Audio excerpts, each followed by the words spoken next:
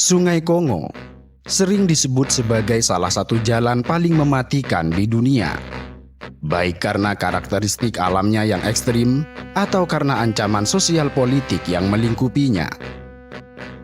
Sebagai sungai terpanjang kedua di Afrika dan terdalam di dunia, dengan kedalaman mencapai 220 meter di beberapa titik, Sungai Kongo melintasi medan yang menantang dan dihuni oleh satwa liar yang berbahaya, seperti buaya Nil dan kuda Nil, serta membawa risiko penyakit dari berbagai jenis parasit dan bakteri.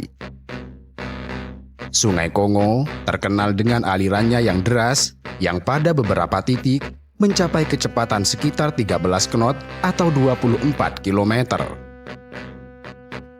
Jeram ingan di sepanjang Sungai Kongo menjadi salah satu jeram paling berbahaya di dunia, dengan ketinggian air yang bisa mencapai 12 meter dan arus yang sangat deras.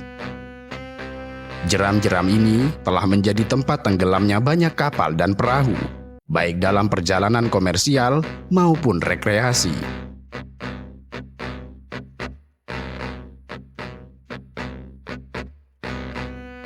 Dengan kedalaman lebih dari 220 meter, Sungai Kongo menjadi sungai terdalam di dunia, yang menyebabkan adanya arus bawah yang kuat dan seringkali tidak terduga. Arus ini dapat menyeret perahu atau perenang yang tidak siap, membuat perjalanan air sangat berbahaya bahkan bagi mereka yang berpengalaman. Sungai ini menjadi habitat bagi banyak predator mematikan, termasuk buaya Nil dan kuda Nil.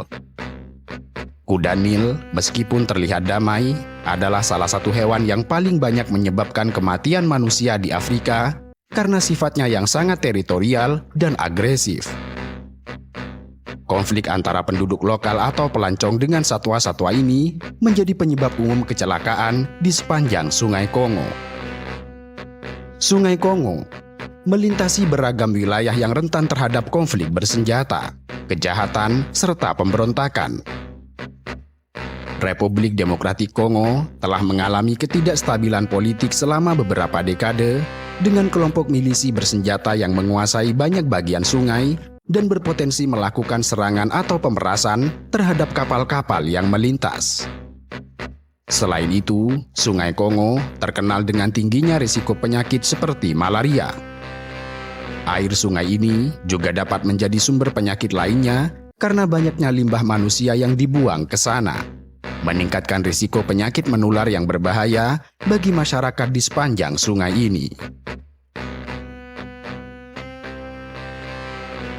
Sungai Kongo memiliki panjang sekitar 4.700 km, mengalir melewati 9 negara di Afrika, dan berfungsi sebagai jalur transportasi untuk puluhan juta orang yang tinggal di sekitarnya.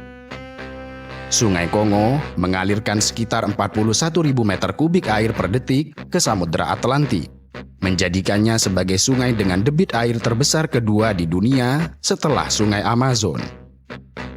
Selain itu, sekitar 75 juta orang di Republik Demokratik Kongo bergantung pada sungai ini, baik secara langsung maupun tidak langsung. Sungai ini menjadi akses penting bagi transportasi bagi penduduk di wilayah terpencil.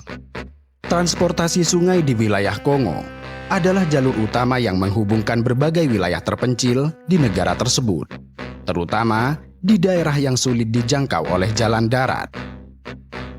Mengingat prasarana darat yang sangat terbatas, sungai menjadi jalan raya bagi penduduk untuk transportasi barang dan penumpang.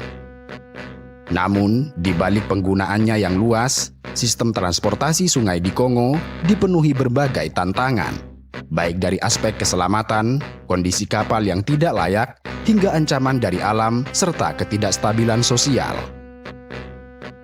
Banyak kapal yang beroperasi di Sungai Kongo dan anak-anaknya sudah tua dan tidak dirawat dengan baik. Berdasarkan laporan dari Bank Dunia, sekitar 70% dari armada kapal sungai yang digunakan saat ini tidak memenuhi standar keselamatan. Beberapa kapal bahkan dibangun dari logam bekas atau bahkan diperbaiki secara darurat agar dapat terus berlayar. Tetapi kondisi mereka sangat rapuh serta rentan bocor. Hal ini memperbesar risiko kecelakaan di Sungai Kongo terutama pada saat aliran sungai sedang deras. Praktik kelebihan muatan menjadi masalah umum di Sungai Kongo. Banyak kapal membawa penumpang jauh melebihi kapasitas aman, baik karena kebutuhan ekonomi maupun minimnya kapal yang tersedia. Data menunjukkan bahwa pada tahun-tahun terakhir, insiden tenggelamnya kapal sering disebabkan oleh muatan yang terlalu berat. Di sisi lain, sebagian besar kapal itu tidak dilengkapi dengan fasilitas keselamatan yang memadai seperti jaket pelampung atau skoci. Menurut Organisasi Maritim Internasional, sebagian besar kecelakaan di Sungai Kongo menyebabkan kematian massal karena penumpang tidak memiliki perlengkapan penyelamatan. Minimnya fasilitas darurat dan tenaga penyelamat membuat korban kecelakaan seringkali tidak dapat diselamatkan dengan tepat waktu. Berdasarkan laporan resmi dari pemerintah Kongo, kecelakaan di sungai ini menyebabkan sekitar 300 kematian setiap tahunnya. Meskipun angka ini diyakini lebih tinggi karena banyaknya kecelakaan yang tidak tercatat, terutama di daerah terpencil. Tingginya angka kecelakaan ini menjadikan Sungai Kongo sebagai salah satu jalur transportasi paling berbahaya di dunia. Meskipun perjalanan sungai sangat berisiko, tetapi banyak penduduk Kongo yang tidak memiliki pilihan lain. Sungai menjadi jalur penting untuk perdagangan komoditas utama seperti kayu, batu bara, serta bahan pangan. Transportasi darat yang sangat buruk, terutama di bagian hutan Kongo yang sulit untuk diakses, membuat sungai menjadi pilihan utamanya. Meski seringkali dengan harga yang tinggi, baik secara finansial maupun risiko keselamatan. Meski dikenal sebagai jalur transportasi yang berbahaya, Sungai Kongo adalah rumah bagi beragam spesies flora dan fauna. Cekungan Kongo merupakan habitat alami dari sekitar 400 spesies mamalia, 1000 spesies burung, dan 700 spesies ikan. Sebagai perbandingan, Sungai Nil memiliki sekitar 800 spesies ikan yang unik, dan Sungai Mississippi memiliki sekitar 100 spesies. Ini berarti bahwa kekayaan ikan yang dimiliki Sungai Kongo hampir menyamai Sungai Nil. Kemudian, hutan di sekitar Sungai Kongo menjadi habitat bagi gorila, simpanse, dan berbagai spesies burung.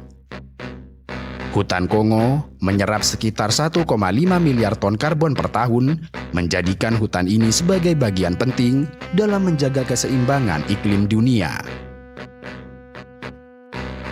Cekungan drainase Sungai Kongo meliputi area seluas 3.457.000 km persegi, mencakup hampir seluruh wilayah negara ini, sebagian besar Republik Kongo, Afrika Tengah, Zambia Timur, Angola Utara, dan sebagian Kamerun dan Tanzania. Sungai Kongo memiliki lebih dari 4.000 pulau dan lebih dari 50 pulau memiliki panjang sekitar 10 mil. Dengan luas semacam itu, Sungai Kongo menjadi rumah bagi sejumlah besar anak sungai yang membentuk jaringan saluran air terbesar yang dapat dilayari di benua itu. Kendati demikian, kemampuan navigasinya dibatasi oleh rintangan yang tidak dapat diatasi, yaitu serangkaian 32 air terjun tinggi, termasuk air terjun Inga yang terkenal. Bagian paling jauh dari Sungai Kongo dapat ditemukan di pegunungan timur Laut Zambia di sekitar Danau Tanganyika, di mana anak sungai terpanjang Sungai Kongo akan dimulai bernama Sungai Chambezi. Secara bertahap, sungai ini melebar dan menambah kecepatan sampai memasuki jeram sepanjang 75 mil yang sering disebut sebagai gerbang neraka. Kemudian dari sana, ia memasuki daerah hutan-hutan tropis yang dikenal sebagai Lualaba atau Kongo Atas. Perjalanan Sungai Kongo melalui hutan hujan menyebabkannya melintasi Khatulistiwa 2 kali. Sungai Kongo tidak hanya menjadi jalur transportasi, tetapi juga menyediakan air bersih dan makanan. Banyak desa dan kota yang bergantung pada sungai ini untuk mendapatkan ikan, yang menjadi sumber protein utama bagi penduduknya. Selain itu, sungai ini menjadi tempat bagi aktivitas pertanian seperti penanaman padi dan jagung di sepanjang tepian sungainya yang memanfaatkan banjir tahunan untuk kesuburan tanah.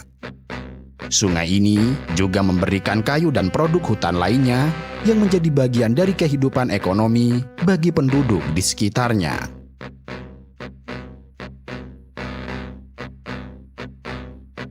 Ikan adalah makanan pokok di sepanjang Sungai Kongo. Spesies seperti tilapia, ikan lele, dan tigerfish adalah beberapa yang paling sering ditangkap dari sungai ini. Berdasarkan laporan FAO, sekitar 40% kebutuhan protein masyarakat di wilayah ini dipenuhi oleh ikan dari Sungai Kongo. Dalam setahun, diperkirakan bahwa lebih dari 500.000 ton ikan ditangkap dari Sungai Kongo, sehingga menjadikannya sebagai salah satu sumber pangan utama di wilayah tersebut. Sebagai salah satu sungai terbesar di Afrika, Sungai Kongo tumbuh dengan budaya memancing yang sangat unik. Masyarakat di sekitar sungai ini menggunakan metode tradisional seperti jaring dan perangkap yang telah diwariskan turun-temurun. Di beberapa wilayah, penduduk menggunakan perahu kayu kecil untuk memancing. Sementara di daerah lain, terdapat teknik memancing khusus yang disesuaikan dengan spesies ikan lokal serta kondisi arus sungai. Memancing bukan hanya aktivitas ekonomi, tetapi juga bagian dari ritual dan tradisi yang dihormati dan diikuti oleh komunitas sebagai bagian dari warisan budaya mereka. Perangkap yang dibuat dari bambu adalah salah satu alat yang sering digunakan di Sungai Kongo. Perangkap ini dirancang dengan cermat untuk menangkap ikan tertentu, biasanya ikan berukuran kecil hingga sedang. Menangkap ikan dengan perangkap bambu merupakan salah satu cara tradisional yang masih dilestarikan di sepanjang Sungai Kongo. Perangkap bambu dibuat menggunakan bambu yang dipotong dan dirangkai sedemikian rupa sehingga membentuk kerucut atau silinder. Alat ini memiliki rangkaian yang rapat agar ikan tidak bisa keluar, tetapi cukup longgar untuk membiarkan air mengalir. Perangkap ini dirancang dengan satu pintu masuk kecil yang memudahkan ikan untuk masuk, tetapi sulit untuk keluar. Budaya menangkap ikan dengan perangkap bambu di Sungai Kongo adalah simbol dari adaptasi masyarakat lokal terhadap lingkungan alam mereka. Teknik ini tidak hanya menyediakan makanan dan pendapatan, tetapi juga menjaga keseimbangan ekosistem sungai. Dengan meningkatnya tantangan modern seperti polusi dan perubahan metode penangkapan ikan, pelestarian teknik ini menjadi penting untuk memastikan keberlanjutan ekosistem dan warisan budaya di wilayah Sungai Kongo.